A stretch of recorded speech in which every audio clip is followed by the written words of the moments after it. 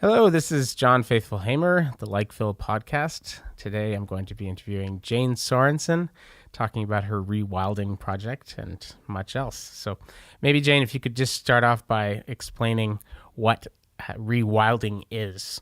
Okay. There's this institute called the Rewilding Institute, and it's a conservation movement that is about allowing the free transit of apex predators, not just apex predators, but apex species, because, for example, beavers aren't predators, but they are apex species, allowing them to have like free movement across our continent in order to promote as much biodiversity and stop the losses that we've been experiencing. And cities are part of that movement as well. Now, you might not think that you want to have large predators moving through cities, and I can totally understand that. But a few years ago, before I actually really started rewilding as part of my blog and practices, I grew up north of Toronto. I grew up on a farm in the country, and the closest major town was Newmarket. And so we would go shopping in Newmarket, and Newmarket has kind of been ruined by overdevelopment. A few years ago, a black bear was stuck in a tree in a suburb in Newmarket. And the police and the Ministry of Natural Resources had a major miscommunication, and the Ministry of Natural Resources didn't show up fast enough to get the bear out of the tree, even though the whole neighborhood knew that the bear was there. And the police shot the bear, and everybody in the hood showed up and like ridiculed the police and the Ministry of Natural Resources over their mishandling of the whole thing. Like basically everybody showed up in support of the bear. So that triggered me that my like almost over love and over appreciation of biodiversity and animals is something that is reflected quite widely in the population. And this is one of the things I also have to thank the internet for, because it has allowed people to show to each other their appreciation for nature, and that this isn't something that we look at as our old frontier mentality, that nature is something that we have to battle in order to keep ourselves safe and prosperous. So we can continue to be safe and prosperous while welcoming nature in. So rewilding in my context is here in the city is I'm lucky enough to have a townhouse really close to downtown. I was really lucky in that when I went looking for a place to buy, I wanted to have hopefully a parking spot, but also a garden. Well, I got a parking spot and I got a garden in front and in back. So I hit the jackpot. And I decided to urban agriculture the front yard and rewild the backyard and also make a green driveway. And I did this and I got results in spades. Like biodiversity increased on my property. Biodiversity also increased in my general neighborhood, not just due to my credit, but I started observing things. Like, for instance, even I'm kind of landlocked, like streetwise. Mm-hmm. A groundhog showed up and lived on my property for a couple of weeks, a couple of summers ago. How did a groundhog get there? I do not know, but I took pictures. I posted it on my blog. I posted it on Instagram. It's like, look, everybody, nature comes back. And last year when we had the butterfly influx, where everybody was noticing how many butterflies were through Montreal as well, it's like these kinds of things that people all those notice. red admirals that showed up. Yeah, painted ladies, actually. Painted ladies, right? You're yes, right. I'm thinking about 5 years ago there was a massive influx of red admirals because of a really mild winter. Mm-hmm. You're right. Painted ladies were the ones last year. Yeah. Yeah. So where you put nature back, nature does come back, and you don't need to be too controlled or top down in the approach for it. So I basically set up a service because, hey, I'm good at it on my own. I enjoy doing it. Make my skill, my knowledge, my encouragement possible for other people to do it on their own, or to get my assistance and my assistance with other landscapers. Things like converting over your front yard from like pure grass to grass and clover and other types of wildflowers as well. Okay. I have a number of questions. I mean, first of all, the question of sort of what is wild, right? Because I know that one of the conflicts I've had with certain people in Montreal who are focused on conservation and on nature and things like that, is that what they define as being wild and indigenous is very bizarre. Like, so for instance, on Mount Royal, in Mount Royal Park, they will annually have these drives where they go around and they uproot all sorts of things that they've declared invasive species. Now, of course, the irony of a bunch of predominantly white Europeans, members of Homo sapiens sapien, going and deciding what is natural and what is unnatural and what is invasive species is kind of astounding. But no, it's not. No, it's not. It's Why? not astounding because we have science and we have like long observations. If we can do ice cores to tell us what the climate was like 50,000 years ago and even longer, we have lots of ways of excavation and like observation and literature search and like just oral knowledge from like our own grandparents and parents. Like this. Just an aside, this came up earlier today about red squirrels. We can come back to red squirrels later. Mm-hmm. But we have science that we can refer to and observations and citizen science to see what is coming in that was not here before. Now, not all, what's the word? Not all non-native species are invasive. So I think that what you might be having a difficulty with is the division between non-native and invasive.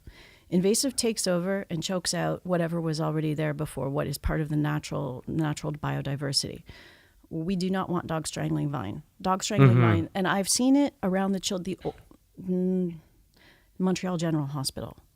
Across from Montreal General Hospital, up further the hill, across Cedar Street and on the way into Mount Royal Park, used to be the old children's hospital before it was down on René Lévesque and Outwater. Really? Wow. And I've seen nice archive photographs of that because when I worked at the Montreal General, I would go across there at lunch and go for a nice little walk in the meadow that there is there. The reason why it's a meadow is because the soils from where they have excavated and pulled that old building out are impoverished enough that they aren't rooting trees yet. But sumacs are now lining the perimeter of that old site, and sumacs are a primary colonizing species. After the sumacs come like poplars, for example. So I saw dog strangling vine on the property of Montreal General, and I went right to security and said, I need to know who's in charge of the grounds here. We need to get the people who are in charge of the grounds to take care of the dog strangling vine because it just has to cross the street. And then it's messing with the ecosystem up there. Mm-hmm.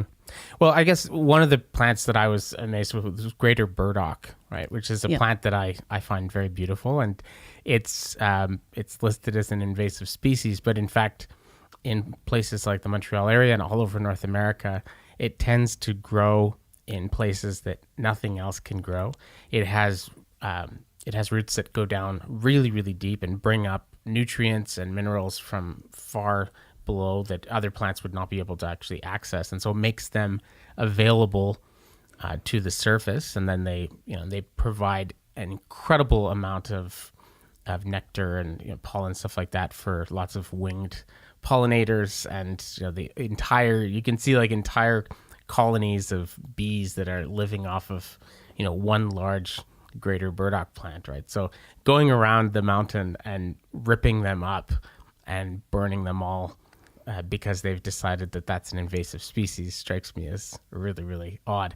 And then also there's the other question. I understand, I guess, put it this way. I understand if you're talking about the Galapagos Islands or some fragile island ecosystem that's been isolated from the continents for a long time, I understand how in something like that, right, an invasive species can cause a great deal of havoc. I get that. That's obvious. But it's less obvious to me on a continent like North America, which has been in contact with the Eurasian continent, with South America for a long time.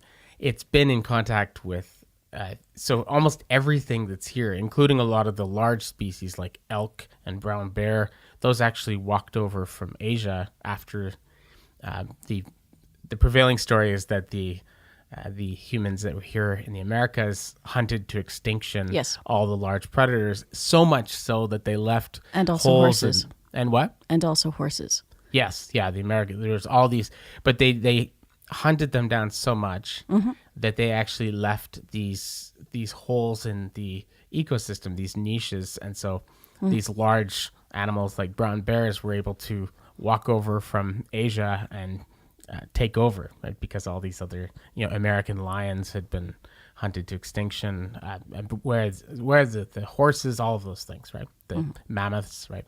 So I guess my point is, it seems to me like life is itself, every life form is an invasive species, and especially in a place like North America, it seems like. And I guess, as I've mentioned to you before, I find there was some very uncomfortable parallels when Friends of the Mountain was having these get-togethers where you would walk all around Mount Royal Park and rip up these invasive species and burn them as like invaders. That was exactly when the Parti Québécois was having their big campaign against Muslims and so saying, you made the mistake of conflating human issues with natural issues. well, I think we're a part of nature. I don't think we're outside of nature. I think that nature is in humans, but we are outside of nature. Our intelligence has allowed us to displace everything that we possibly. We are the top invasive species we have no natural predators. We have nothing holding us in check except for viruses and bacteria. And what is the health issue that gets the most money thrown at it? Like so much money that probably it gets more money than any other issue. Cancer. Okay. And that's within our own genes. Yeah. Yeah, it's interesting what you say about us getting to the, because that's not something, if I were to go back in time, I would not have bet money on us getting to the top of the food chain. That was a very unlikely scenario because we're not very physically strong. We're not, we don't have a fur coat. We don't, there's a lot of things, but we're smart and we're unstoppable. We're smart. We're also extremely good at working together as a team. We're very good at coordinated activity, right? And we're good at learning from our mistakes, learning from our successes, and then reproducing them. And also turning a blind eye towards anybody else with the same capacity. What do you mean? Well, this is part of the tale of human nature. We used to do this to other tribes. Like, our tribe is best. That tribe deserves to have its resources taken away from it. Like, my ancestors were the Vikings. I still sometimes feel very Viking-like, where if somebody is like messing with my resources, it's You're gonna invade my country. Yeah, well, I'm on my mother's side. I'm British, so yeah, the Vikings. You caused us a lot of problems for a very long time. Yeah, that's on my dad's side. On my mother's side, it's like French and English too. So it's like I got the whole bit there. Okay. Well, you mentioned about apex species and things like that. I guess you probably, if you come from Ontario eventually, like just north of Toronto, you've heard about the coy wolf, right? This species that has just sort of evolved right under the noses of biologists. Have you heard about this? Are you talking about the coyote wolf hybrid? Well, it's a mix of coyote, wolf, and domestic dog. Oh, and that I didn't know. Basically the geneticists have tracked it to southern Ontario. They figure it like somewhere on the Niagara Peninsula, like that. That they were clearing all of these forests in order to build farms quite rapidly in the early 20th century, and so this meant that wolves had less habitat, and so they were more thinly spread out. And so sometimes they would go into heat. They'd be in the mating season, and there would be no wolf around to mate with, and so they would mate with a domestic dog with large breeds like German Shepherds and things like that. Now, at the same time, coyotes, which originally were only in the southwest of the North America, and that's the only place they were. But because we got rid of a lot of the apex predators, we got rid of the eastern mountain lion. We created a vacuum. We got rid of the wolves. We got rid of, because there were all these other things that ate coyotes, yes. right? And so we got rid of those excluded them. apex predators. And so coyotes are one of those species like raccoons, like cockroaches, like rats, which have benefited immensely from our success. They've piggybacked Yes. on our success and done very, very well. So coyotes now extend all the way to Northwest Territories in Alaska, whereas their original range was just... So anyway, so coyotes were moving up through North America, and then you had this hybrid that developed, which is, I can't remember the exact percentage, but it's genetically, it's I think like two-thirds coyote, and then I don't know, like maybe like 25%, something like 25% wolf, and then about like 10% domestic dog. And so what they have, they're really amazing because they have benefits from all of the above. So they're bigger and stronger than a coyote that they get from the wolf.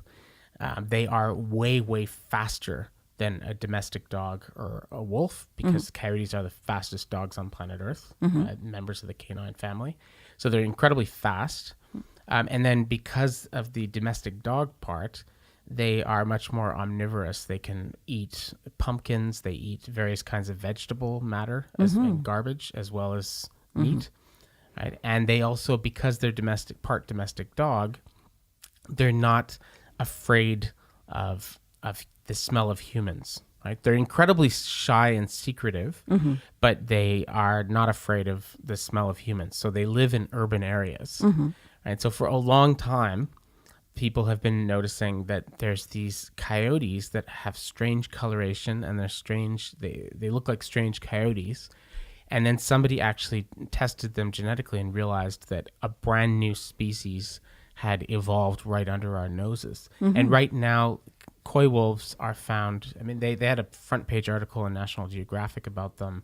There's been numerous nature shows devoted to the coy wolf in the last sort of, I don't know, 15 years.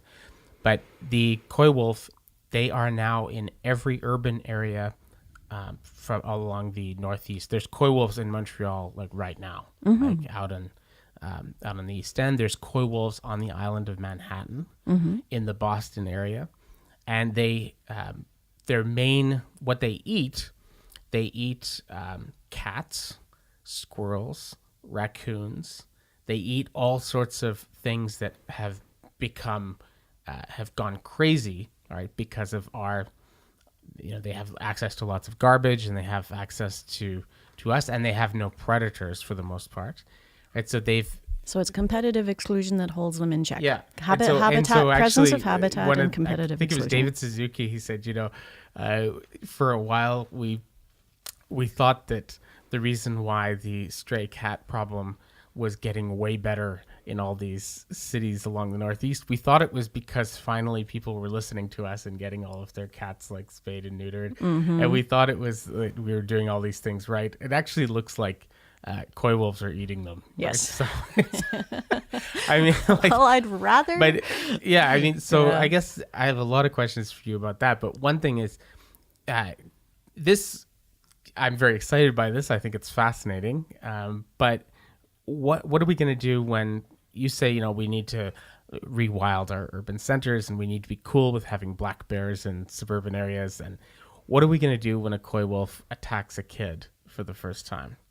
Right? What's going to happen with that? I mean, how would you... Well, one of the problems that I've long had with the human nature interface basically has to do with the human pet interface and the resistance that humans have towards learning anything about how animal cultures and animal behavior works.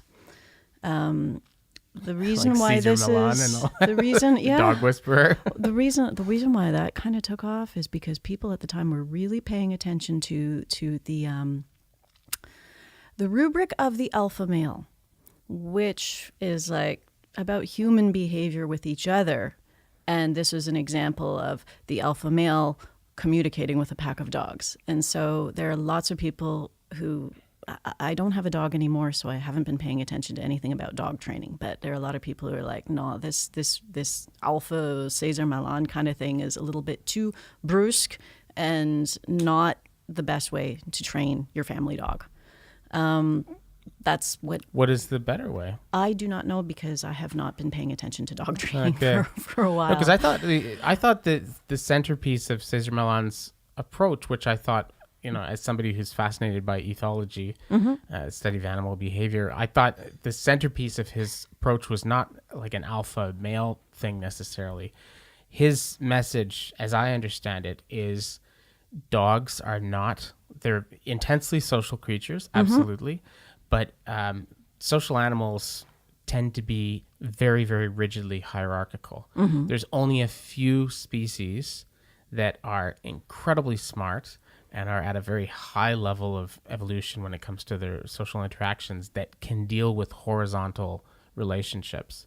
And we're one of them. So we can have relationships based on equality with each other. But even then, if we get scared, if we get in a wartime situation where we feel like our community is under threat, we revert to hierarchy very quickly. This is why sort of fascists and people who want to sort of institute some kind of hierarchical system very often try and create fear, war on terror, things like that, because we default to hierarchy when we're scared, right? That's very common. But anyway, it seemed to me that the point with Cesar Millan was to say that dogs are incapable of horizontal relationships. They are very hierarchical. So if you don't send the message that you are in control, that you are the sort of top dog in the situation, they will get really confused and they will try and assert dominance over you. See, right there, that is you have just voiced my exact problem with that whole thing. It is following this rubric of hierarchy, a natural spectrum from lower to higher, and what do we prefer? And I see it instead as more of a horizontal, which you say humans aren't. I do understand the concept of hierarchy, and yes, it makes absolute perfect sense. It's not always appropriate for every situation, and we would not have gotten as far as we would if we stayed strictly with the hierarchical model. Absolutely. I've got to stop banging absolutely the table. For us, but I'm saying for dogs, they don't understand horizontal. It's not even relevant. It's orthogonal to the discussion. Basically, what dogs and animals and humans need from those that they are having a relationship with is a consistency. And so to be consistent, you do have to be a leader, but they're not looking to you as in like you are higher than me, therefore like obviously we are the source of their food. So there is an absolute dependency relationship for that. But we are dependent on them for emotional support.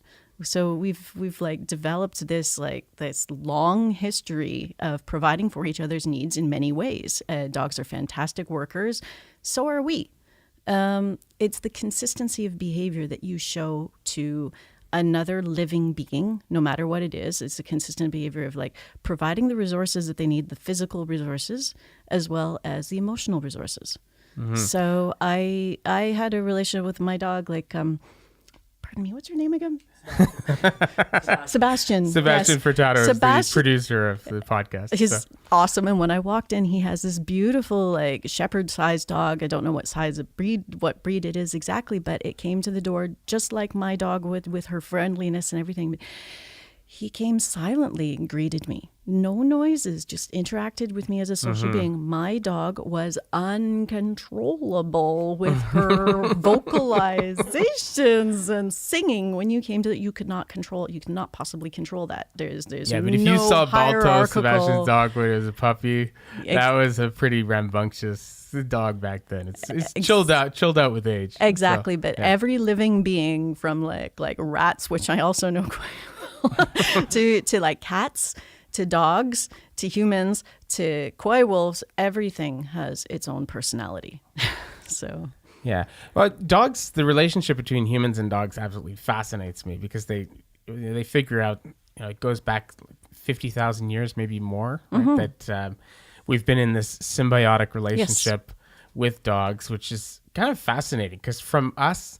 They get all these benefits. They get really good strategic thinking, fire, all these other things. Ooh, and my dog from was them, terrified of fire. We get fantastic hearing, fantastic smell, defense. They could be our alarm system around our camps and things like that. So It's a fascinating symbiotic relationship that we have with dogs. But I think that our problem, like our problem with nature, is consistently trying to see everything as a hierarchy. That is the fundamental problem. Like we still have those discussions about intelligence, and our intelligence is unparalleled for our framework. We are only beginning to understand the intelligence of other creatures. But isn't it, whether we like it or not, isn't it necessarily a hierarchy? I mean, the most common animal, the most numerous animal over the size of let's say 1 pound on planet Earth is the chicken, right? And chickens are basically the reason why they've been so successful, if you want to call it that. I mean, as a species, they're successful in that there's more of them than anything else, but they're not successful that their lives are not particularly good at all, right? No. But they're there because they are our slaves, basically, right? Yes. And the same thing with the majority pigs, with cows, 90% of the animals above 1 pound on planet Earth by weight are either us or our domesticated animals or our pet animals. So there's our domesticated dogs. There's many, many times more domesticated dogs than there are wolves. 2/3 of wildlife have been lost since, or almost 2/3 of wildlife have been lost since 1970. 1970 is when we really started as a global cooperative society, started looking at like the precious, not even the word resource, but nonetheless still resource of wildlife in this world has been lost since 1970. Yeah. And most of that is to us taking over for our own living arrangements or for providing resources to the animals that we eat. Our appetite for meat has expanded as a standard of living. Meat is, for the most part, not a nutritional requirement, but a status. It's a secondary benefit of status. There you go. Okay. So when we take over, we're coming back to rewilding now, when we take over habitat, like, first of all, when you were talking about how everything in North America has already been populated and colonized and that's not true. North America is maybe not the last landmass, but it is still a significant landmass that remains in a primary state. Now, over millennia, each part of it has been used for limited periods of time by various people. But we have never had the power that we now have with our caterpillars and our excavators and our mining equipment and our just ability to let's build a house on it, to take over and alter it permanently. And our states, like the province of Quebec, for example, recognizes that as soon as you build on land, as soon as you develop that land, you have ruined that land in perpetuity. We common people don't recognize that, but the state recognizes that maybe a little bit too much. Like they're like, you can't do urban agriculture because the soil has been totally, completely altered. Yes, but then there's the then there's the chelation of what has been put into the soils, like the pollution aspect. People don't want to grow crops in urban soil because it has been polluted, completely understandably. However, hydrocarbons can be metabolized and are do you know how you remediate hydrocarbonized? You basically excavate it, lay down pipe with aeration holes in it, put the soil back, and leave it for like 6 months to a year, and then go back and retest it, and the hydrocarbons have all been metabolized. So you basically are taking it from a high hydrocarbon content to a much lower. That's like the first line of it.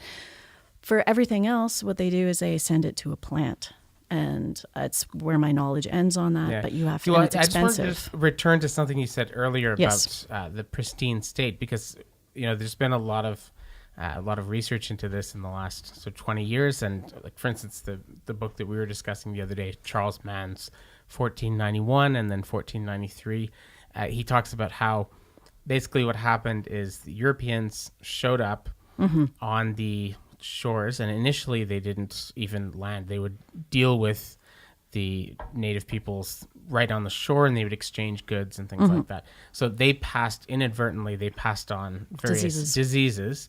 And those diseases, Yes. we now think ended up like wiping out Yes. maybe as much as 95% of the population of the Americas. Yes. So the place was completely depopulated, right? So a lot of the farms grew over. It's almost like sort of Walking Dead, right? Where everything's grown over and things like that. So all these things grew over. So when Europeans finally did make it into these areas in South America and Central America and North America, it looked to them as if they were looking at the Garden of Eden. They were looking at pristine, untouched wilderness. But in fact, all over the place, they've discovered this is just completely not true. That the Amazon, for instance, is actually almost all of the Amazon. What you're walking through is an ancient orchard that was farmed by the people that were there, that they specifically planted and cultivated certain kinds of trees. That North America, the forests of North America were subject to the native people that were here, would burn them down regularly. And so the idea that there was pristine wilderness here has been largely sort of dispelled by people who study this stuff. I find that is a little bit of a disappointing take on it, because it sees it as, well, we've done it before, we can do it again. We've done it before, we can do it again. Nothing new and nothing is original. The thing is that, yes, we have in the past used pieces of land and then they have regrown over. They have regrown over by whatever has been like dispersed by wind and animals from the existing plant communities that were in the vicinity. They had the conditions in order to do so. So you'd either have to like majorly alter the underlying geology or hydrology in order to significantly impact that particular. So nature gets taken out, so does a storm. So it like will knock down the big trees and everything. When you do it on large scale and you introduce in species that otherwise don't survive without your constant tending, or else take over because we are incapable of tending it enough, that's when you start altering landscapes to a point where no, it isn't pristine anymore. Yeah. And most of North America, maybe not most, but a significant part of it is still its natural community with incursions of stuff that we have brought over. Okay. And back to what we began talking about originally is the difference between non-native and invasive, is there are lots of non-native species here that are not invasive, that still can, like, they don't necessarily need our tending to. They will pop up and they will exist happily, and then eventually they'll go away. Here's a little example. You know forget-me-nots? Yes. Yeah. Yes. I grew up with forget-me-nots in my mother's garden. My mother had a beautiful, rambunctious English garden. It was rambunctious within its perimeters, and forget-me-nots were part of that garden. And when I came to Montreal, which has like an entirely different gardening, at least in the 90s, had an entirely different gardening sensibility and the way properties were done, like it felt like going from England to France. You noticed that difference, and it felt like that coming from Ontario to Montreal. And I didn't see forget-me-nots anywhere until I finally did, and that was while I'm at my current property. So I dug them up, and I planted them on my own property, and they like kind of wilted and died the way you do when it transplants, but the roots still survived.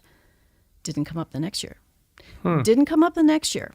Probably didn't come up the next year. And then suddenly, one year, bang, I get a group of forget-me-nots, and they appeared just for that summer, a nice little lush little bush, and then they went away again. Wow. So that is like a non-native species that did not take over, but still like had its moment of flourishing. Is that a word? Fluorescence. Yeah. And so there's lots of non-native species that can appear and provide us use and beauty, or just exist for their own purposes, and then not take over. Yeah. No, I know that, just to return to your earlier point, you said that I know that there are a lot of environmentalists that were very, very resistant to these findings when sort of people started saying, actually, we're studying the Amazon, we're finding out that it's not this pristine Garden of Eden world that we thought it was. That in fact, the Amazon at one point before Columbus was able to very comfortably support very large civilizations of millions of people in the Amazon, and that there were lots of people there. There were big civilization there. And I know that the fear that a lot of conservationists had is they said, oh, well, what these findings are going to do is they're going to make people think that, oh, well, it was done before, we can do it again. We don't have to.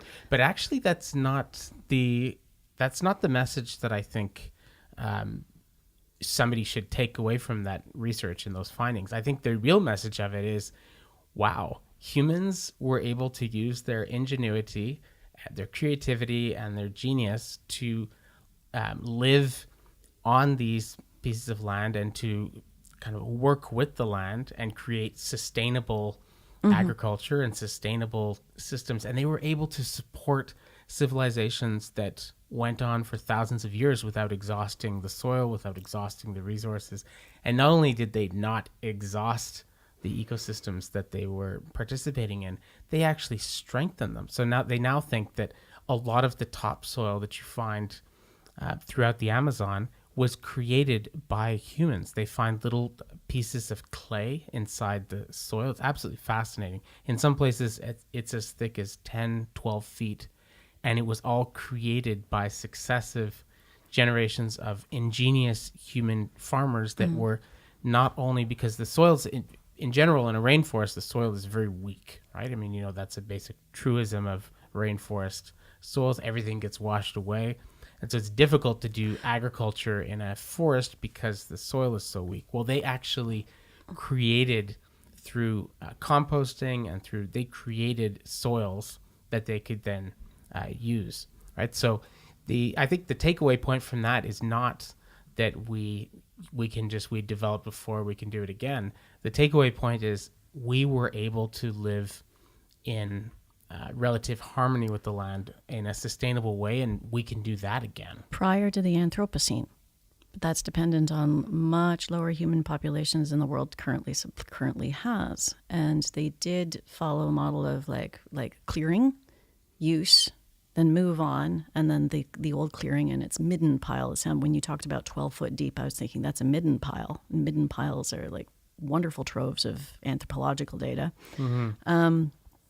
But it is true that a forest can regenerate. Have you heard of Sebastião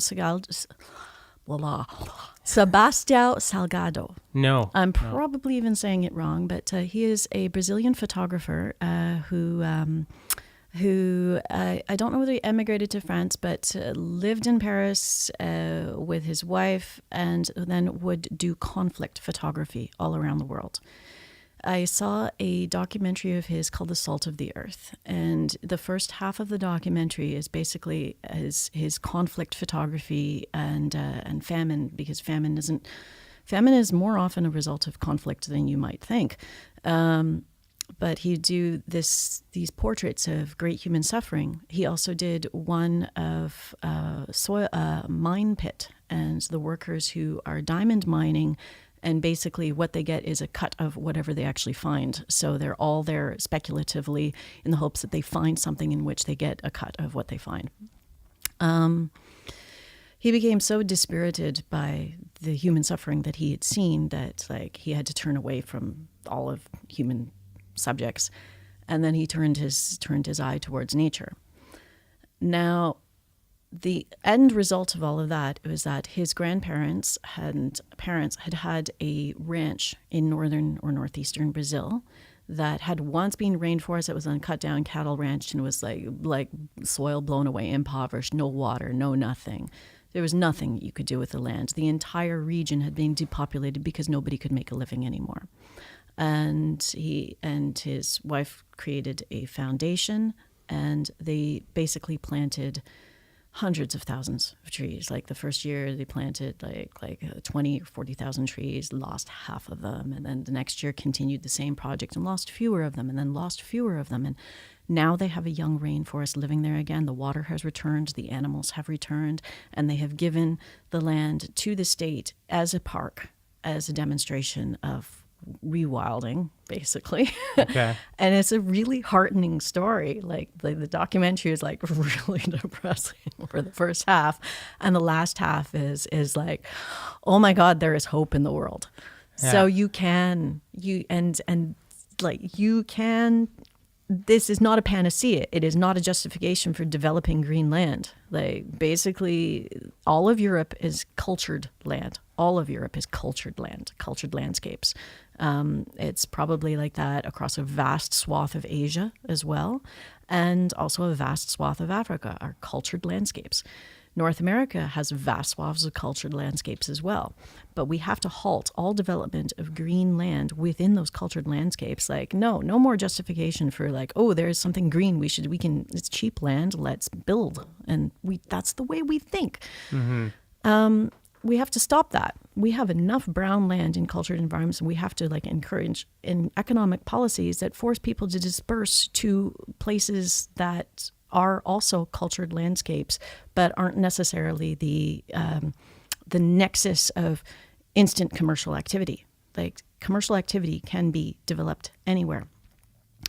Pittsburgh is an example. Rust Belt city, depopulated, has resurrected. Like these kinds of economic policies that help encourage reinvigoration of formerly, what would be the word? What word would you use?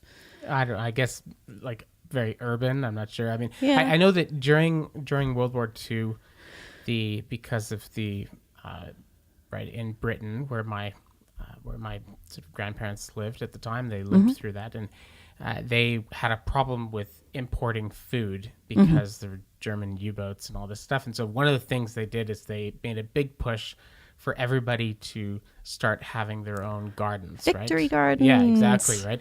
And it was so successful that they dramatically increased like the amount of produce that people were producing just from their homes. So it seems to me part of the issue, if we want to actually get past this, is we need to stop having these like stark separations between native species and invasive species, between city and country, between agricultural land and wild land. And we need to actually have it be much more normal to have agriculture within the city limits and to have sort of wild areas within the city limits, right? And because very often those separations are precisely fueling the problem. Yes. Right? But here's the thing is that we're talking about this without a lot of, I guess in the past five years, maybe 10, there's been a lot of government and commercial interest in urban agriculture. Mm-hmm. But that's in the past, like sometimes commerce and government are laggards. I recently saw in one of the email lists that I subscribe to a statistic come across, and because I process my email quite quickly, I'm going to give you ballpark numbers, but in the 90s, the provenance of food that was grown and originated within city perimeters was like maybe like 9 to 12%, like definitely no more than 12%. Now, like let's say the statistic was dated like 2013 for ballpark, the provenance of food that came from within city perimeters was more like 25. Oh, wow. Okay, that's amazing. It is amazing. Yeah. And the thing is this will be things like mushrooms. Wow. These will be things like mushrooms, lettuce, greenhouse crops.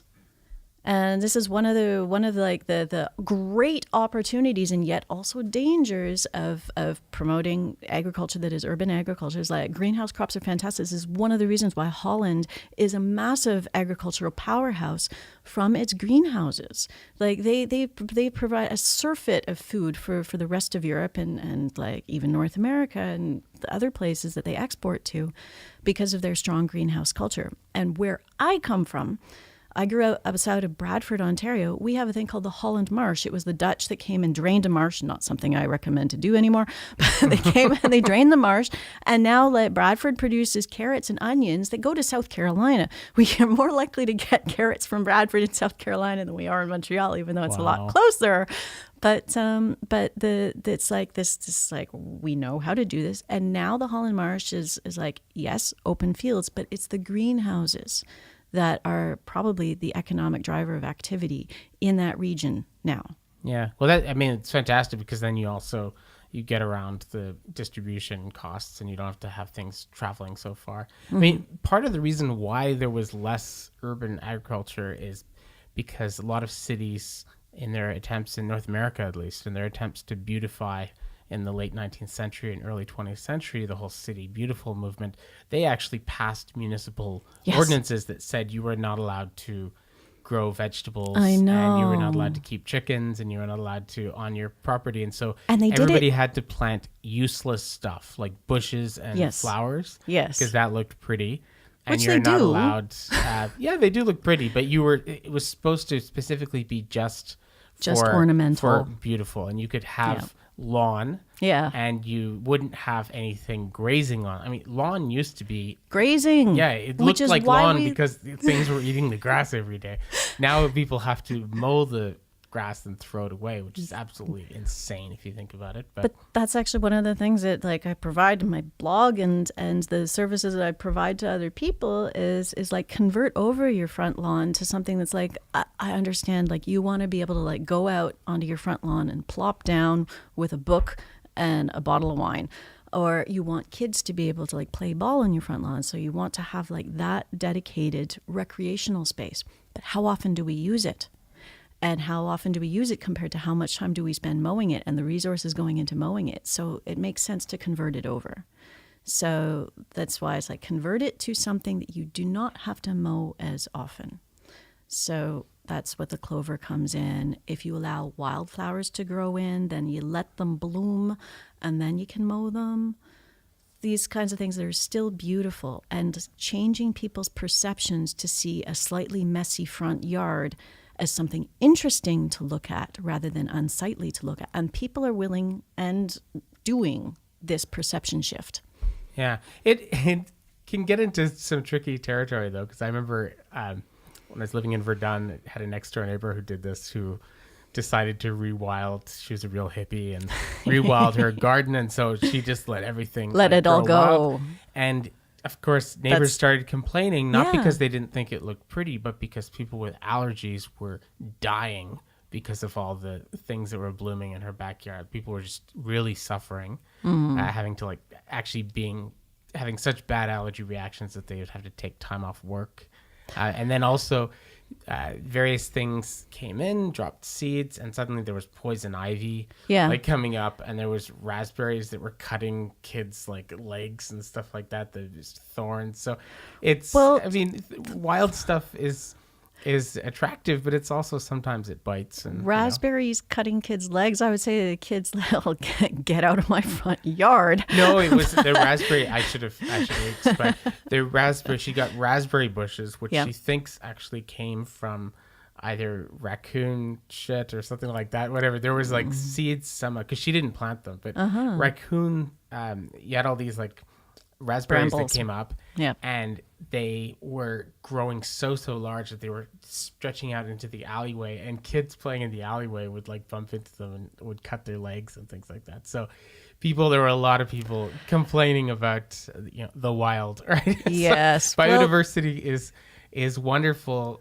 I love biodiversity, but biodiversity also means tolerance. Mosquitoes that carry malaria. And it means a lot of other things. So there's just every day, and I don't want to like go sad. Like I have a pond in my backyard, and like the pond, having a source of water for wildlife and insects is one of the major things you can do to welcome biodiversity back. My pond brings spring migrants down for a drink and a splash. I love having my pond, and when I got the house, it was there, and I got it for me. And then I discovered like all of these biodiversity benefits of having that pond. But you have to have the water running. You can't have the water standing. Mm-hmm. And for a long time, people used to say to me, do you have fish in your pond? And I'd say no. And it was a little bit of fear-based. It's like, how do I handle fish? What happens if the fish die? Like, what do I do with the fish in winter? Eventually I went, these are just lame excuses.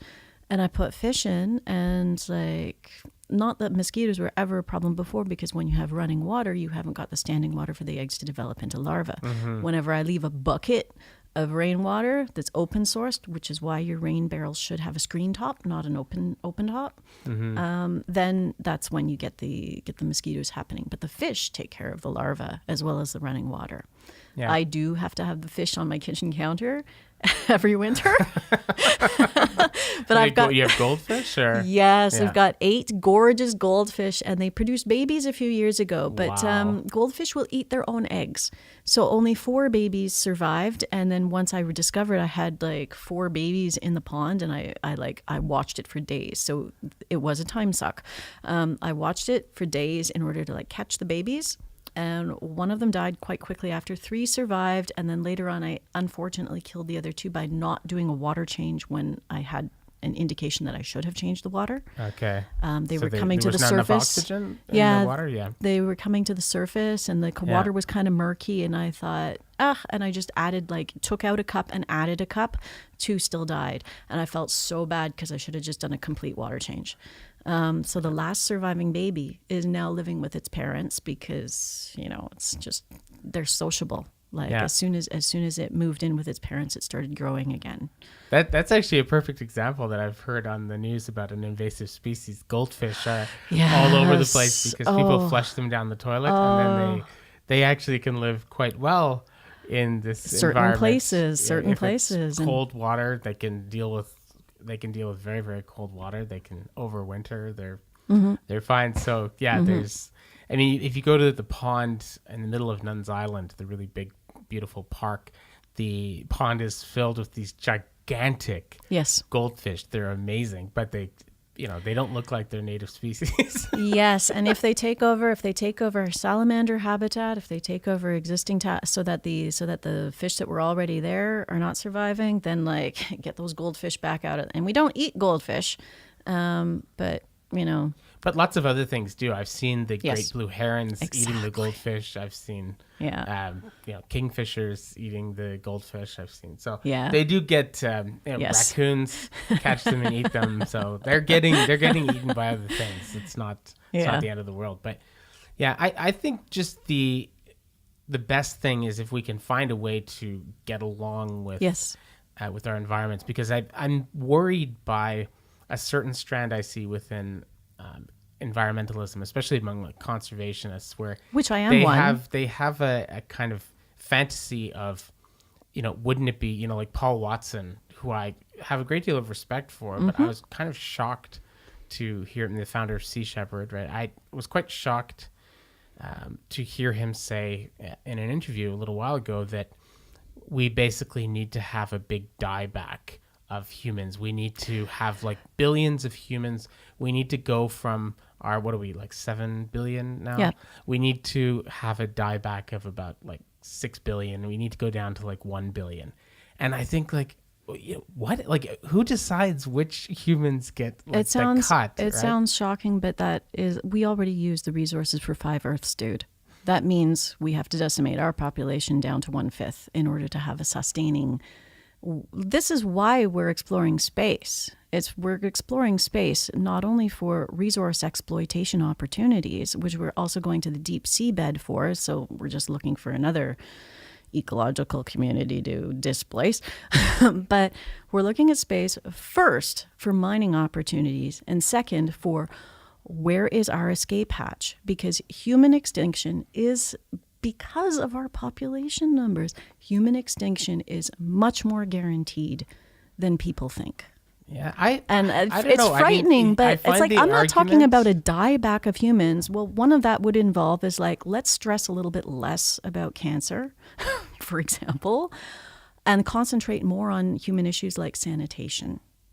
Like throw more money rather than on constant research onto like basic things that we have solve solutions for, living sustainably and reproducing less.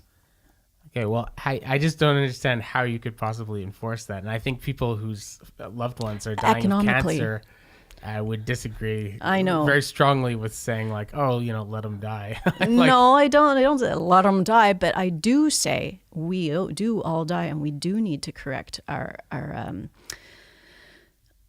relationship with death. We're so filled with apprehension about death but in practice, how would you do that? It's not sort of theoretically. In practice, it is something that each individual has to confront. And right now we have a society that says you don't need to confront this. this is an injustice and it'll eventually happen and you'll just have to deal with it then, rather than a deep personal exploration of it. We do not provide the ground, especially with our loss of religion. We do not provide any fertile ground in which people can stop and examine some of these issues. So now each person examines those issues when they have to confront it in some way on their own. And usually that will be, as young people, it will be when a friend commits suicide or a family member dies, or fortunately, I guess, as when our pets die. And the fact that I have been through the animal rescue community and have handled the situation of so many different kinds of animals dying, as well as growing up on a farm where the purpose of the animals is to eventually die and become food for us, that me being forced to confront death in so many different animal-related topics, as well as the friend dying from suicide, as well as the family member dying of illness, meant that I had a precocious confrontation with death and putting it into context in my life. So when I look at a lot of people and their anxiety and apprehension and the injustice of death, I've become a little bit, I don't know, philosophical is the first word that comes to mind. And for some, maybe when you say don't tell that to people who have cancer in their family, well, cancer is random. It really is random. And you want to catch it early while you can still treat it. But when it's stage 4, you're better off at that point confronting everything that is about your life than waging the battle against cancer that society tells you you are obligated to do. You are obligated to fight it. No, you're obligated actually to examine your life, examine your relationships, and take care of your business. Yeah, no, I'm completely, I agree sort of on a personal level, and I definitely would, I agree with that. I just would not want to legislate that to other people. And we don't legislate it. We make it part of the conversation. In listening to Paul Watson's argument and what he was saying is that you remember that movie from when we were in our 20s, the 12 Monkeys, the one with Brad Pitt and it's one of the basic ideas in the movie is that there is this conservationist, this environmentalist who's also works with viruses and stuff like that, and he genetically engineers a virus to kill off sort of 95% of also the same population thing of 40 of the planet. 40 or that movie with Cillian Murphy, 28 Days Later. Yeah, I didn't know that's the premise. But anyway, in this one, he specifically from an environmentalist perspective, in the same way that ISIS might be trying to kill or Al-Qaeda trying to kill, he's from an environmentalist perspective, he decides that population is the problem. And so he's going to solve it by he genetically engineers a virus which will wipe out the vast majority of the human population. And so I wonder, when I was listening to Paul Watson, which is very heartbreaking because he was a hero of mine when I was younger, when I heard him making these comments, I thought, if Paul Watson had access to one of those viruses right now, if he had it, would he release it into the environment? And I wonder how many of the environmentalists I know, if they had the power to release something like that, would they do it or not? And I don't think so. I fear that some of them would. He's a rogue, but I don't think that he would do it, because I think that the spiritual root of environmentalism has to do with suffering. And what our place is in the universe, and what is our place in relation to the rest of life. And what makes us so godlike that we can do whatever we want with whatever we see because it benefits us. And who cares what deleterious effect that has? That can be for the future to decide. Meanwhile, we create more of us that can perpetuate that very same framework. I've heard it said that we are gifted, the world that we have today is the product of our grandparents, the thought of our grandparents' generation. That makes a lot of sense to us, and it also makes a lot of sense as to why there seem to be such stark generational changes with respect to certain things. It's not wholesale, but certain things. Yeah. So I think that you can rely upon basic the basic lawfulness of most people, as well as what are the spiritual roots having to do with suffering. And the greatest effect, probably bar none, for controlling human population, which does seem to be out of control, but the greatest effect is education. Economic development is driven by education, particularly the education of women and girls. Mm-hmm. And when you take, not even necessarily, I also hate saying impoverished community. We like to think that our society with our standard of living and the massive amounts of money that it takes to keep it going is like the ideal. And meanwhile, a village in Bangladesh that survives on subsistence farming and craft work needs economic development. Well, if they're dying babies, yes, it needs sanitation. But what it needs after that is education. And education, even without the economic development alone, still improves the standard of living. Mm-hmm. Like the standard of living beyond just the economic development, standard of living of like how much money is in that economy. Well, economic development, it's obvious to me that economic development and industrialization and all these things have definitely had some very serious, very bad sort of side effects. But the positive effect is that right now, and the first time I heard these numbers, I was completely shocked, and I went and looked into them a great deal because I thought there's no way this can be true, but it actually is true that there's less people starving now than ever before. Yes. Right? We are actually doing better now than we've ever. There's less children. For most of human history, famines were a very, very common thing. That has sort of gone away, right? And so I think when you said the world of today is the product of our grandparents, I think it's actually the product, maybe to that, but also it's the product of a very anxious species. It's like, one of my favorite writers, Yuval Noah Harari, in he has a book called Sapiens, and his more recent one is Homo Deus, right? But in Sapiens, he says, if you want to understand the human personality, you have to understand that for most of our evolutionary history, we were in the middle of the food chain. We were preyed upon by there were a lot of things that ate us. We were an anxious, scared species. Mm-hmm. And then after we figured out agriculture, we very commonly would have big kind of droughts. We would have blights. Mm-hmm. We would have locusts that would take away a harvest, and then we would have famine, right? Mm-hmm. Or we would get invaded by Vikings like your ancestors or whatever. And we would have, so we were very anxious. And my ancestors did it just because we were bored.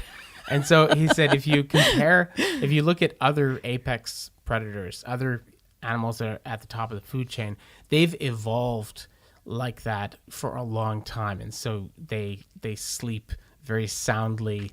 They're relaxed. They don't have any predators. Where he said, even though we're at the top of the food chain, we're sort of like kind of the Richard Nixons of the ecosystem. Even though we're at the top, we still have a massive chip on our shoulder, and we're like, "What, you think you're better than me? You think you're better than me?" And this constant kind of feeling of, like the worst kind of bully is the person who thinks of themselves as a victim all the time, right? Because when they get power, they feel like anything they do to you is just sort of payback for what happened to them, and they.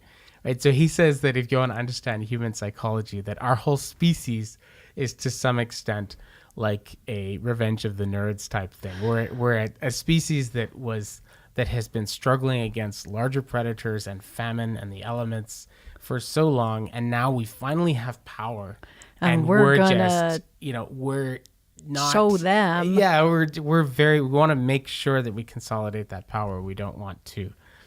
We're not very forgiving of and even if you look at just our fecundity, I mean, the number of children that we can have is, pretty strange. I mean, you look at most apex predators don't have very many kids, right? They'll have like small amount because if they were to have too many of them, they would very quickly run out of territory, right? So this reminds me of a book that I read last year, an old book. It's a little bit of a trope, Mutiny on the Bounty. Oh, I've never read that actually. Okay, I just Never even seen the movie actually. yeah, I love sailing, and so this was, and my grandfather was a first mate on a big ship, a cargo ship. So reading Mutiny on the Bounty was written in like the 1920s or 1930s. Isn't that based on something that actually happened? Perhaps. I think it is. I think it's like Yeah. based on there was a mutiny on a ship, and they ended up living on this like random island in the middle of nowhere, and they're still there. There's still a community there now. Well, they went to Tahiti. Was it Tahiti? Tahiti. Oh, wow. And so it's a long story of the tyranny of the captain, and then the people who like had to ally themselves with the captain, versus the principledness of the first mate who could not stand the tyranny because the captain was capricious. He was like, and yet nautical law at the time still is if you are the captain of the ship, you are the king, whatever you say goes. And that applies back to land. So the captain then can take the ship when they land back on their own soil, can charge whatever and get whatever against the crew members. So the crew members are screwed, So we've got a tyrant of a captain that is basically begging for a mutiny in this story. But what was interesting is all of the descriptions of Tahiti, and one of the things that stood out enough that like I took a photograph of it. I do that when I read books. Whenever I see something that's particularly good, I'll either transcribe it, dictate it, or take a photograph of it. And one of it is that a fertile woman in the book, that a fertile woman was the worst kind of insult that you could give to a woman, because to have children was like a privilege that you could not abuse, because the islands societies only had so many resources in which to share, and so people would only get to have one child, or these people would get to have a child and the other ones wouldn't, and like they'd basically have to practice like whatever to keep from becoming pregnant. Really? Or infanticide. Oh, and I think that and this is why a lot of the anti-abortion people in the States are like just low over the fact that Roe versus Wade happened in the first place. Is apparently one of the arguments in Roe versus Wade did talk about the cultural practice of infanticide, which before birth control was what we would do. Oh, yeah. No, it's very, very common throughout human history, infanticide. And then also there were various things. You could get these mixture of herbs and stuff like that would make you horribly sick, and you would puke, and you would abort, have diarrhea, and you would miscarry, right? Yes. And they had figured out various kind of concoctions that would do this, right, in many, many different cultures, to kind of control the sort of human populations and all that. That's very, very well known. So basically now we've got widespread contraception that certain cultural conservatives, not all conservative, but certain cultural conservatives want to put a stopgap on. And part of that is if you put a stop on that, you also therefore control some of the behavior that they see as being bad for culture. That I think is they hate women, and it's just like it's easy to say that. It's easy to say they hate women. It certainly looks like they hate women, and there certainly is an effect that they hate women. So yeah, I'm gonna nod my head to that. But I think that it also goes deeper than that, in that they are crediting women with having just through their sexual behavior aiding and abetting certain other types of behaviors they see as negative.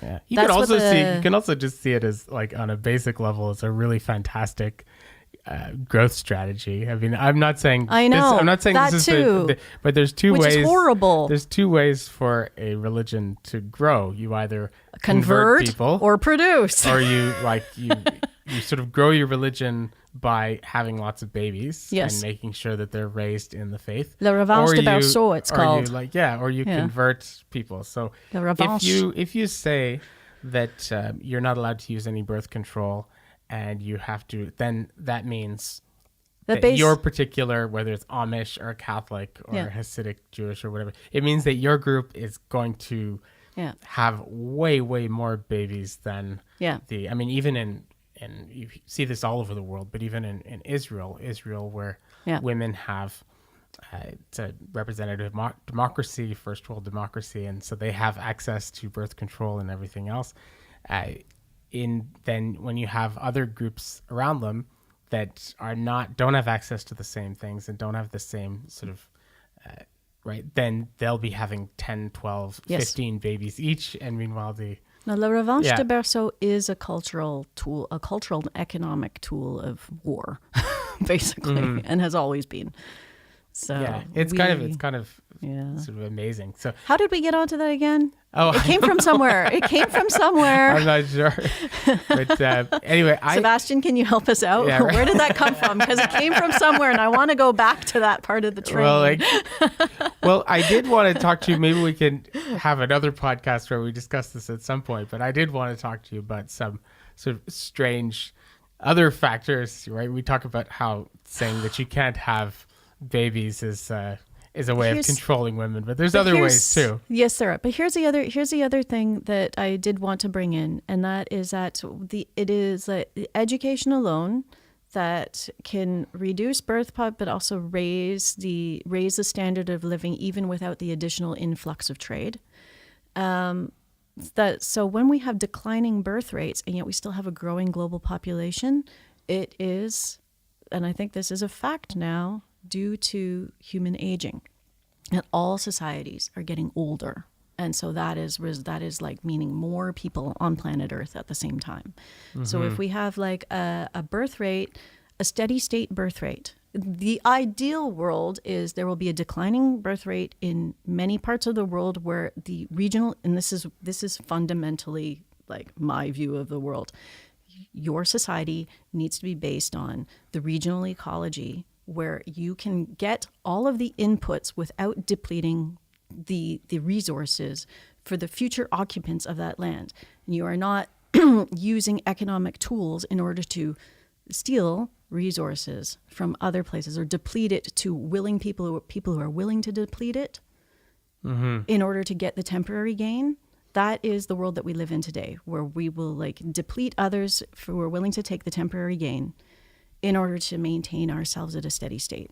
We need to have a global world where everybody is living at a regional steady state between the resources that they need from the environment and their own human population, one in which we can rewild and reoccupy the biodiversity that we have depleted, so that we live in kind of an economic and ecological balance.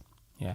Well, you've talked a lot about how we have to learn how to sort of work more and recognize the limits of nature, right? Mm-hmm. But you and I have also talked a great deal about the importance of working within the limits of human nature. Yes. Right? And so there's a lot of the modern kind of dating culture and Tinder and all these various things, which are in a way kind of going up against human nature in exactly the same way that modern society goes against nature, right? So I wonder if you wanted to talk about that a little bit. That's related to urbanism and super urbanism. It's related to like we are now doing megacities rather than towns and villages. Now, I think that the ability to pick up and move is good for the individual.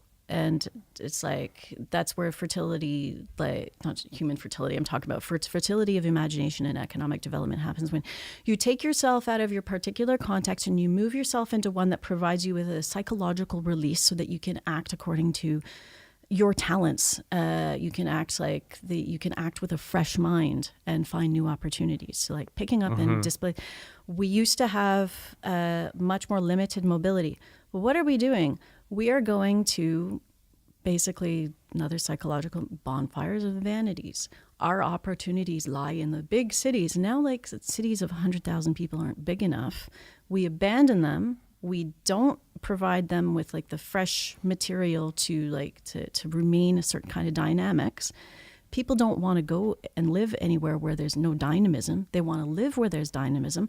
And so we're like over focusing on major cities. And what that does is it also creates this impression of cornucopianism. So like people are interchangeable.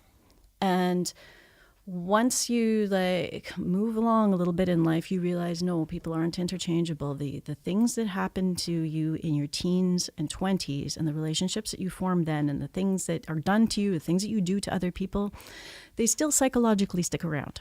And that is perhaps one of the reasons why people sometimes pick up and move. But you have to behave not as if people are like an infinite supply and interchangeable, but that chances are the relationships and the things that you are doing now is going to stick around. And so you have to start having a building mentality of your community in your tribe, so to speak, except you have to have a porous tribe. And that's another issue with major urban that we have the possibility of having porous tribes, but we all aren't really, which is perhaps a factor of human nature. That we don't have that porous. We have lots of like walls to like allow people to come in and then deflect them. Yeah, well, that's always seemed to me to be sort of a paradox of cities, right? Because cities are supposed to be these really open places where very kind of open to difference and diversity and all this stuff. But in fact, all of the really great cities, the real cities of the world, Paris, London, New York, Montreal, all real cities contain, in my experience, they contain a critical number of percentage of citizens who are incredibly chauvinistic, who think, New Yorkers who think New York is the center of the universe. Montrealers who think Montreal is the center. Parisians. San Francisco. They were born there and they would never live anywhere else. They think it's the best. Yes. And they're not actually very open to new people and to... Yeah. Right. So that is always kind of a strange thing that I've noticed about. One of the reasons that I just said that about San Francisco is because San Francisco is like the future, and like they consider themselves, and they also attract enough to be like super cutting edge about everything. And yet the central assumptions of the people who are attracted to that, and they are incredibly insular and provincial. So they still have all of the research and the brain power and the capabilities and skills, but some of the base assumptions are not paying attention to the different realities of people living in different cities, different cultures, and not even in cities at all. So there is a certain amount of cultural export that is like coming from the tools that we use and the money that then flows that direction, for instance, Uber. So there's this element of constraint, constraint and unconstrainedness that's a factor of urbanism. And well, I like San Francisco a great deal. I guess the question I had about, because there are these cities like Phoenix, Arizona, for instance, where there are these cities where everybody there is from somewhere else. And they have no real connection to place whatsoever, and they will move away at a moment's notice if they get a job offer that will take them to Lincoln, Nebraska, or Omaha, or Chicago. Hey, and they'll go Lincoln, Omaha, around. Chicago. This is good. The fact that if you are unwilling where to move anywhere else, because you were talking about people having no long-term commitment to each other and seeing each other as being interchangeable. Well, there's also this kind of person on the rise where they see every city as being interchangeable, and they will move from place to place at a moment's notice, and that means that they never really develop any kind of loyalty and rootedness in any one place, right? And so this is one of the things that I wonder, with if there's some connection between that kind of rootlessness and that kind of interchangeability and the way in which we deal with like romantic relationships more and more in urban areas. I mean, do you see a connection between those things, or? That wasn't where my brain was going. I didn't link it with romantic relationships. What I was thinking instead, if you don't mind me shifting it, is if you're going to be rootless and going according to opportunity and feeling, why attach to the big cities? Well before Trump came on with like his rubric about, or not even his, just that faction of the global elites and the global, like lots of people are suspicious of the global elites. There are books written about the global elites, about how the super educated super skilled, access to resources across all countries, have more in common with each other than they do with the less educated, less skilled, more rooted people of their own culture. And that I do find worrying. I think you've got to stay, if you get the privilege of having a great education, opportunities, skills that you get to express, creative expression that you get to produce, and that other people, and here's the key, that other people appreciate, because there are so many people out there that are doing creative expression that nobody is noticing. How does that happen? It happens. If you can do it anywhere, why don't you do it anywhere? Why don't you go to Lincoln, Nebraska? Why don't you go to Portland, Ontario? Because there is a Portland in Ontario. It's in the Rideau Lakes, region, which is a UNESCO World Heritage Site. Is that go anywhere, because you can find and you can create a community anywhere, and you do not need 100,000 people. Well, I think there are people that are doing that, but the problem is that as it stands, we can have these kind of virtual communities where you interact online and or social media travel. or by Skype or things like that, but there is still something special about informal interactions, Yes. bumping into somebody on Yes. the street, having conversations in a cafe, in a bar, seeing these things that are unplanned, spontaneous, and you have these concentrations. I mean, it's no accident that the really great, almost all of the great advances in science and art and in everything for our species have happened in cities. I mean, this is why Niccolo Machiavelli says, I love my native city more than my own soul. He saw very much that, and Socrates said the same thing about Athens, that there was something about that critical mass of people, of really interesting people, and having these conversations that made those amazing people possible. Like Machiavelli would not have happened without Florence. Socrates would not have happened if he was living in Portland, Ontario. I don't totally disagree with you, but the thing is people create each other. And it wasn't the city itself, but the people in it, the people that were around him. And I don't know a whole heck of a lot about anthropology, but I believe that the way that we interact with each other can like build, well, this is just dumb. We can build each other up, or we can tear each other down. And there are ways that we can build each other up that can make us, like the synergistic interaction of different people can create greater people to be better than they already are.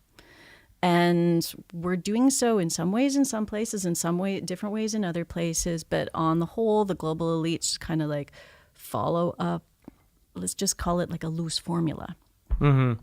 Yeah, well, there is... And we can apply that same and give the same to the people who kind of spontaneously do it within their little community, because there are little communities where the spontaneity, where like one or two smart people like get together and start doing something, and then somebody else comes in, and then somebody comes and they do it. Mm-hmm. Well, one of those is this neighborhood right here, Mile End in Montreal, is one of these neighborhoods that has this kind of electric, creative energy to it. There's all sorts of startups happening here. There's all sorts of artists here, and I mean, Grimes once in an interview, she said very clearly, she said, my music is because of Mile End, because of specifically not just Montreal. It's Mile End. That was kind of this neighborhood that supported me in my kind of developing my talents, my interests, and everything. Right, so there are these kind of pockets of exciting kind of people that are doing things, right? So I don't know if the internet is going to get around that. I mean, so far... But I'm not asking the internet to. I'm asking, because the thing is human dispersal and concentration is also a culture of media mediation. And like, this is why California was a huge draw from the 19. You read The Grapes of Wrath, right? It was like California is the land of plenty. Everybody can find some kind of work and some kind of sustenance there, and so that was the draw towards California. And California got this population that could then like humans are magnets for each other.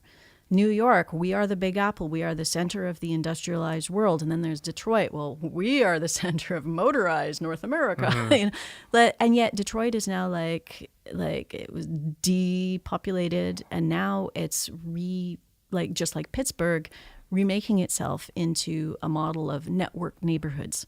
So there might be like this stretch of apparently barren land where coyotes and native populations and tree farms are between neighborhoods. Yeah. Well, I think, yeah. My whole thing is, you were just talking about Mile End. Like I was just thinking about how my experience of urban agriculture and rewilding and is like kind of endemic to Little Burgundy, where I live, because there you have at least 30% social housing, housing, but most of that social housing is in 2- and 3-floor buildings, and a lot of the houses are 2-floor townhouses that are all abutted and with a basement apartment for some of them. It's all like low rise, like you can get up and walk out on the street and see sky. You can see sky in most places that you go, and you can see ground. And this is like welcoming for people to like think a little bit more about the elements and space. The thinking about space is something that invites you to like interact with nature and like farm, basically. I moved in there January 2nd, 2006. That was probably exactly Joe Beef moved in.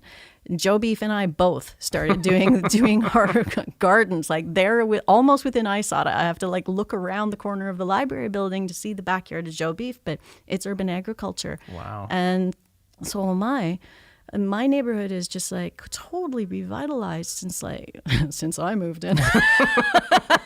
No, it but was of already. Course, there's people that are smashing stores and saying that this is all terrible. And that's down the streets in St. Henry. Yeah. And I did come up a little bit in St. Henry too, being a student and having a cheap apartment in St. Henry. Yeah, because there's the anarchists who are saying like, this is, all this like urban renewal, and the yuppies are moving in, and gentrification, and saying this is a terrible thing, right? Well, there's like the legitimacy to that is if you try to build a great thing, then humans like to practice arbitrage, and most of them like to practice it without the trouble of thinking about it. And so that's like, you have a great thing, I want a slice of that, so I'm coming in and buying my portion of it, or I'm coming in and like I'm just going to, surf on it for a while. And that kind of thoughtlessness is the objectionable point of that. But you don't have to be an anarchist smash, and like that's just totally counterproductive. Yeah. Or maybe it's not, according to them, because they figure if I smash enough things, then the yuppies will stay away. But you know what? That's kind of racist. Well, it's the thoughtlessness that's the problem. Well, I'm not sure, but I suspect that there are situations where gentrification is like a really bad thing. I get that, right? But it seems to me that most of the situations that I've seen firsthand in Montreal, in Baltimore, to a lesser extent in New York, where people have said, okay, there's gentrification happening here, usually it looks like a really great thing. You'll have, like, for instance, like just in the neighborhood here in Plateau Montréal, like largely there's people who say, oh, I miss the old Plateau. It was so awesome. Remember when we were teenagers? Yeah, I remember that like almost every place was falling in on itself and had mice and cockroaches and rats, and there were junkies on every corner. Like that didn't seem like the good old days to me. It was kind of a mess. I mean, it was cheap rent, but it was a disaster, and everybody was getting robbed all the time. And also just no jobs. And when you like come up as like a 18-year-old who like is not getting supported by your parents, and that means you are surviving only on student loans and whatever jobs you can get, and the jobs you can get are shitty and hard to come by, and every other Anglo is fighting you tooth and nail for them, and like kind of, all of that negativity. No, I don't want those days. And I kind of resent those days because those create a formative attitude of opposition. And now, in the same area, rent, so you're kind of in the same boat in a way, because you have to pay 3 times the rent that they used to pay, but they're also 3 times the stores, 3 times, maybe not 3 times the bars, because at least Montreal does have that, you can't get a bar license without somebody else losing theirs, because you don't want a population that's perpetually drunk. But you do want to have a dynamism. And so now I think that it is more dynamic, and that you can see pockets. There was also the old stodgy, that's not how we do things. And people have loosened up a lot about that's not how we do things, into being more innovative and give it a try, see if it works. Whereas I just remember when I was young, a world of no. Whatever you wanted to do, no. Which is it takes you a while to and now it's shift booming. out of Now that. it's Shift booming, out of that. Yeah.